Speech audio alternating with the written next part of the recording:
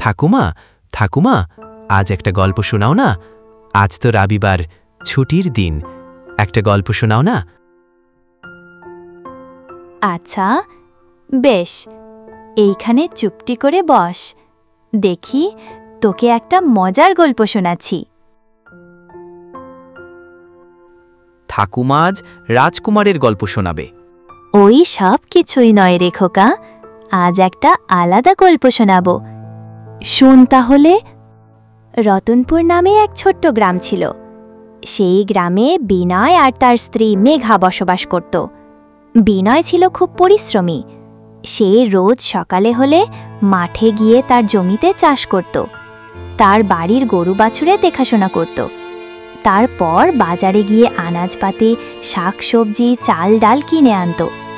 কিন্তু তার বউ মেঘা ছিল একেবারেই আলাদা। বিয়ের আগে সবাই বলেছিল মেঘা খুব সুন্দরী, হাসি খুশি মেয়ে, খুব গুণবতী। কিন্তু বিয়ের পর সে বুঝতে পারল যে মেঘা ছিল একেবারেই অলস। বিনয়কে মিথ্যে বলেছে সবাই। যেখানে ভোর হলে গ্রামের সব মেয়েরা ঘুম থেকে উঠে বাড়ির সব কাজ করে, রান্না করে, বাড়ি ঝাঁট দেয়, গরুকে খাওয়ায়, কিন্তু সেখানে মেঘা ছিল একদম আলাদা। সে বেলা 10-11টা পর্যন্ত খাতে ঘুইয়ে থাকত। বিনয় সকালে উঠে মাঠে যায় তার কাজ করতে। কাজ সেরে বাড়ি আসতে তার প্রায় দুপুর হয়ে যেত। সেই কাজ সেরে বাড়ি এসে দেখত যে তার স্ত্রী মেঘা এখনো বিছানায় পড়ে পড়ে ঘুমাচ্ছে। বিনয় এইসব দেখে দুঃখী হয়ে সে সেই ক্লান্ত অবস্থায় তার বাড়ির সব কাজ করতে লাগল। এইভাবে বেশ কিছুদিন যাওয়ার পর, আরে বিনয়, কোথায় যাচ্ছ? এই তো বাজারের দিকে যাচ্ছি গো। কেন, চঞ্চল বাবু কিছু বলবে? তুমি সকালে উঠে মাঠে যাও কাজ করতে, তারপর মাঠ থেকে আবার বাড়িতে এসে বাজারে যাও, তারপর বাজার থেকে বাড়ি গিয়ে আবার রান্না করো। তোমার বউ তো বেশ রানীর মতো জীবন কাটাচ্ছে। বিনয়কে অনেকবার এই কথা শুনতে হয়, কিন্তু সে কাউকে কিছু বলতো না।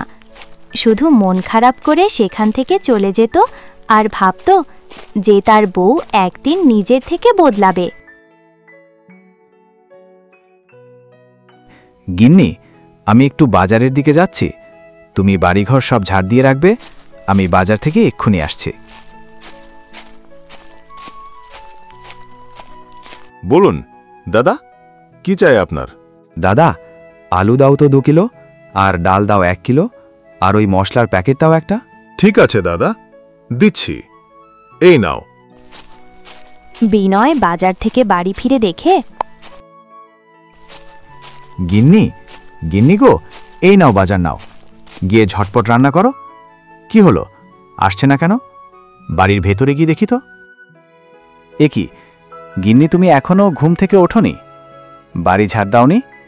তোমাকে না আমি বলে গেলাম যে তুমি রান্না বসাও, আমি বাজার করে আসছি। বিনয় রেগে মেঘাকে জিজ্ঞেস করল, সারাটা দিন করো তাকি গিন্নি? তুমি এখনো রান্না বসাওনি? আমরা খাবো তাকি? আমি না থাকলে তো মনে হচ্ছে আমরা না খেতে পেয়ে মরব। আহা, তুমি এত রাগে যাচ্ছ কেন? তুমি তো সব পারো, তোমার হাতেই তো সব হয়। আর তাছাড়া আমার এত কষ্ট করতে ভালো লাগে না। এই সব কথা শুনে বিনয় ভাবল, না, এইরকম আর বেশি দিন চলতে দেওয়া যাবে না, কিছু একটা করতে হবে। ঠিক আছে, এখন রান্না করো, চলো দুজন মিলেই বসি, বেলা বয়ে যায়, খিদেতে পেট চুই চুই করছে। এরপর একদিন বিনয় গ্রামের রাস্তা দিয়ে পাশের গ্রামে একটা কাজের জন্য যাচ্ছিল। আরে বিনয়, আজ আবার কোথায় যাচ্ছ? হ্যাঁ, ওই আর কি, একটু কাজ ছিল পূর্বপাড়ায়। বিনয় বলছি কি? হ্যাঁ বলুন চঞ্চল বাবু, কি বলবেন? চারদিকে তো তোমার আর তোমার বউয়ের কথা শুনেছি।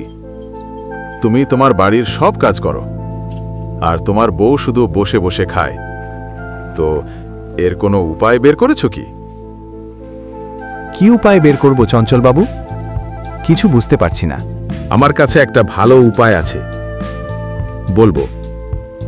তুমি যদি আমার কথা অনুযায়ী কাজ করতে পারো, তাহলে হয়তো তোমার বউয়ের অলসতা কমবে। অলস মানুষকে নাড়া না দিলে সে কখনো বদলায় না, বুঝলে বিনয়? বুঝতে পেরেছি। চঞ্চলবাবু, বলুন কি করতে হবে আমাকে? আমি করব। আচ্ছা, ঠিক আছে, বেশ। তাহলে শোনো, তুমি একদিন... খুব ভালো বুদ্ধি দিয়েছেন তো চঞ্চলবাবু, ধন্যবাদ আপনাকে। এই বলে বিনয় সেখান থেকে চলে যায়। গিন্নি, আমার শরীরটা খুব খারাপ। আমি আজ মাঠে যেতে পারবো না, আর রান্নাও করতে পারবো না গো গিন্নি। তুমি আজ বাড়ির কাজ করে দাও। আমার শরীর ভালো থাকলে আমি করে নিতাম, কিন্তু তুমি আজ করে নাও। আচ্ছা, দেখছি কি করা যায়। আজ না খেয়ে থাকলেও তো কোনো অসুবিধে নেই। সকাল থেকে দুপুর হতে না হতেই তার পেট থেকে গুড় গুড় শব্দ বেরোতে লাগলো। ক্ষুধায় চোখ ঘুরে আসছে, মাথা ঝিমঝিম করছে। দিদি, আজ তোমাদের বাড়িতে ভাত রান্না হয়নি? কোনো রকম ধোঁয়া তো উঠছে না? মেঘা লজ্জা পেয়ে বলল, আরে আমি তো কখনো রান্না করিনি, কিভাবে করব? কিছু বুঝতে পারছি না। শিখলেই হয়, আর ইচ্ছা থাকলে উপায় ঠিক বের করা যায়। অবশেষে মেঘা কষ্ট করে প্রথমবার চুলায় আগুন ধরালো, ভাত আর ডাল রান্না করলো। প্রথমবার বিনয় যেমন রান্না করত, সেটা দেখে সেই রকম চেষ্টা করতে লাগলো। প্রথম রান্না করেছে, তাই একটু পোড়ায় গিয়েছিল, কিন্তু সেটা দেখে বিনয় খুব খুশি ছিল। দেখলে তো, গিন্নি, কাজটা আসলে তেমন কঠিন নয়। একবার চেষ্টা করলে সব সম্ভব। মেঘা সেদিন বুঝল, অলসতা তাকে শুধু লজ্জা আর কষ্ট দিয়েছে। এরপর মেঘা ধীরে ধীরে রান্না করতে লাগলো, আর বাড়ির সব কাজ সে শিখে নিল।